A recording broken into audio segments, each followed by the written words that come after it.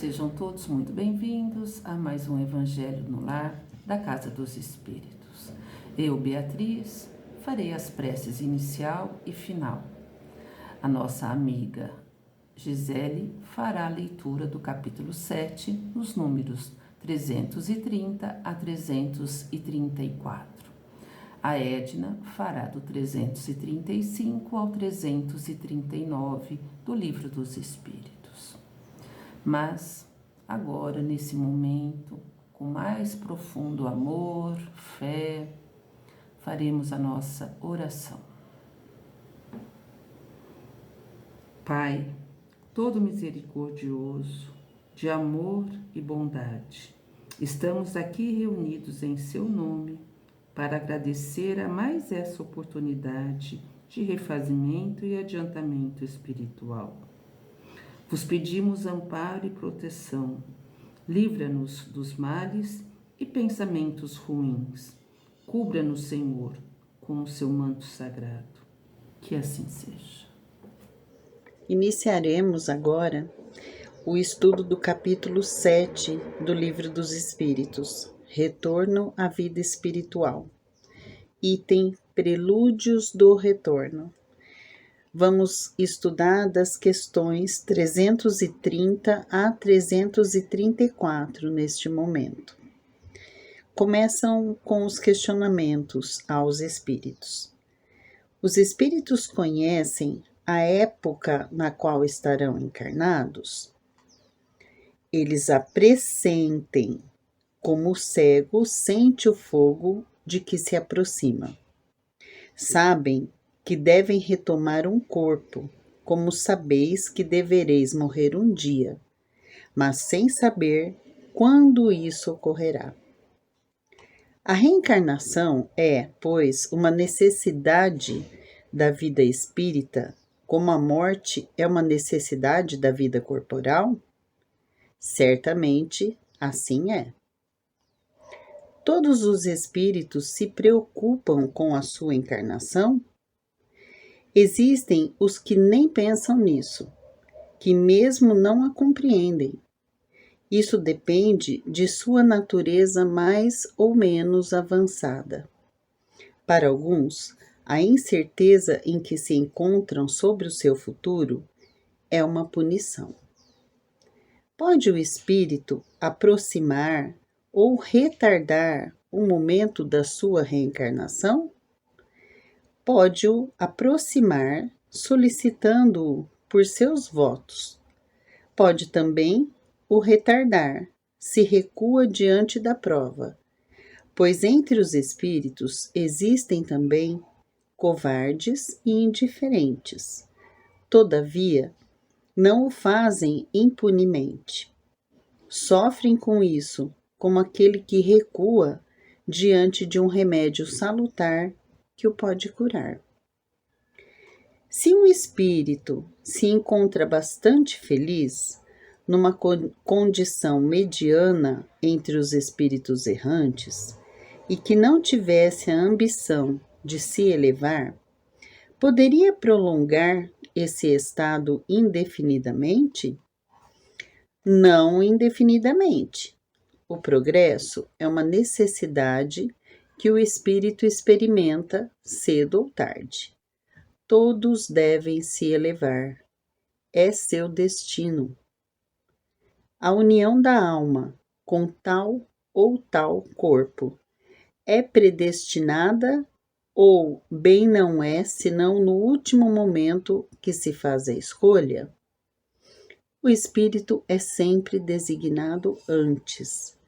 O espírito, escolhendo a prova que deve suportar, pede a reencarnação. Ora, Deus que tudo sabe e tudo vê, sabe e vê antecipadamente que tal alma se unirá a tal corpo.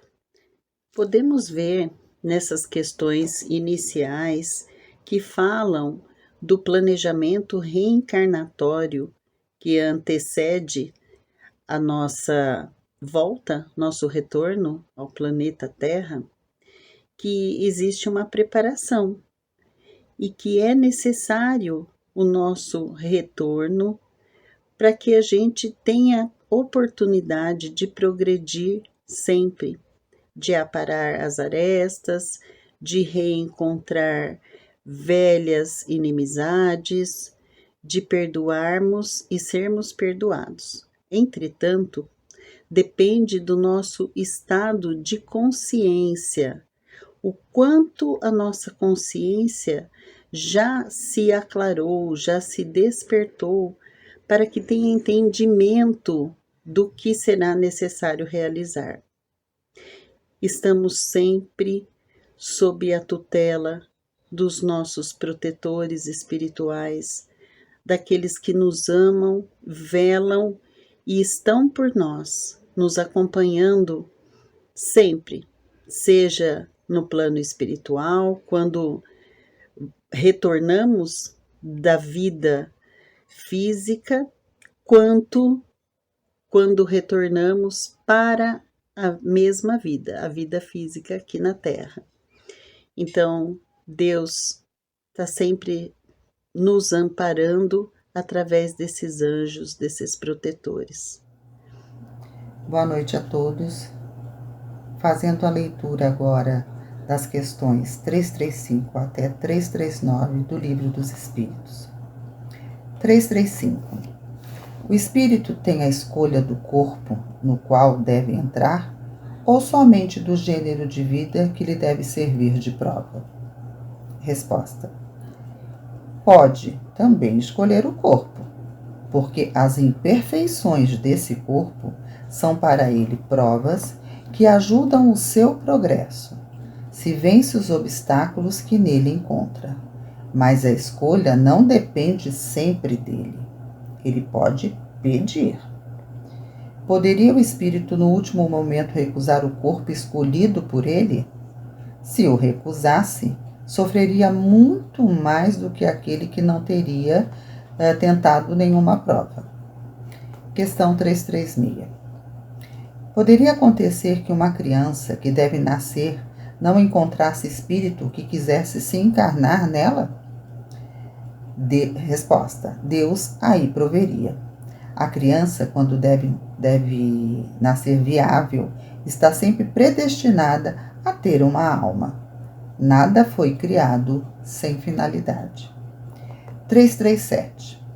A união do espírito com o corpo pode ser imposta por Deus? Resposta. Pode ser imposta, assim como as diferentes provas, sobretudo quando o espírito não está ainda apto para fazer uma escolha com conhecimento de causa.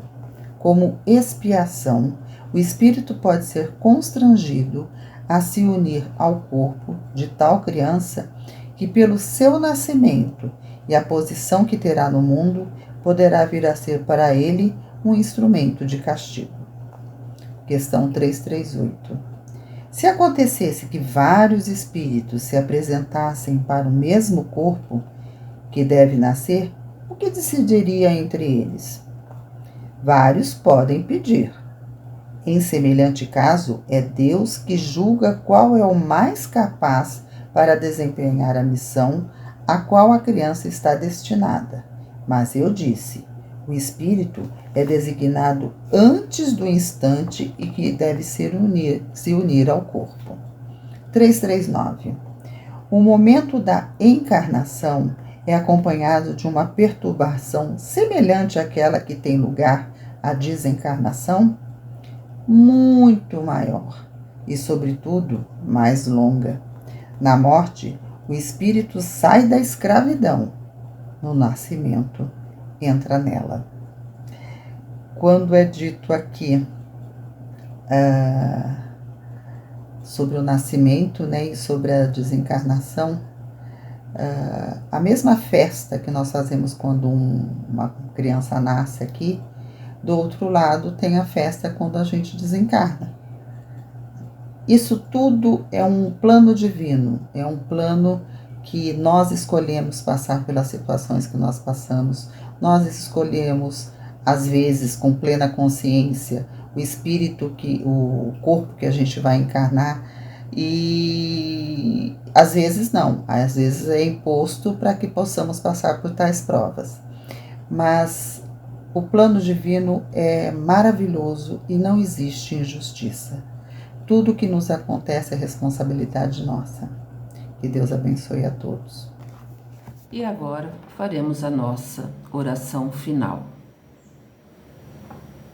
Senhor, nos guie na vossa justiça e caminhada. Vos temos gratidão por tanto amor e bênçãos. Dai-nos, Senhor, a vossa paz e a vossa fé, para que possamos continuar a nossa missão e caminhada. Agradecemos, Senhor, pelo dom da vida, pela família, amigos, trabalho e saúde. Que assim seja.